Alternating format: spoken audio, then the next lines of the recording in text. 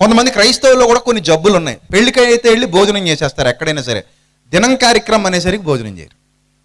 మరి అవే కార్యక్రమాలు వాళ్ళు పెళ్లిలోనూ చేసుకుంటారు, దినంలోనూ చేసుకుంటారు, అన్నింటిలోనూ వాళ్ళు వాళ్ళ విశ్వాసాలను ఇంక్లూడ్ చేస్తారు, వాళ్ళ దైవాలను ఇంక్లూడ్ చేస్తారు. కానీ అక్కడ నీకు పెళ్లి దగ్గర పట్టింపులు ఉండవు, కానీ దినం దగ్గర మాత్రం, అంటే పెద్ద కార్యం చేసినప్పుడు మాత్రం ఏముంటాయి, దిన కార్యక్రమానికి మాత్రం పట్టింపులు ఉంటాయి. దౌర్భాగ్యపు ఆలోచనలు క్రైస్తవ్యుల్లో కూడా ఉన్నాయి.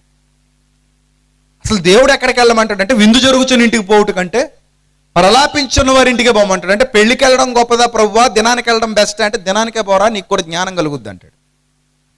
కానీ మనం ఏం చేస్తామంటే దినాలకి వెళ్తే ఏం బాగుంటుంది ప్రభు, మంచి ఆహారం దొరకదు, పెళ్లికి వెళ్తే అన్ని రకాలు దొరుకుతాయి ప్రభు అంటారు వీళ్ళు కదా. కాబట్టి ఇక్కడ మనం సృష్టించుకున్న సిద్ధాంతాలు కానీ, మనం కల్పించుకున్న కల్పిత సిద్ధాంతాలు కానీ, కల్పిత విశ్వాసాలు కానీ ఇంపార్టెంట్ కాదు. ఇక్కడ ఇంపార్టెంట్ ఏంటంటే నీ హృదయం మారాలి.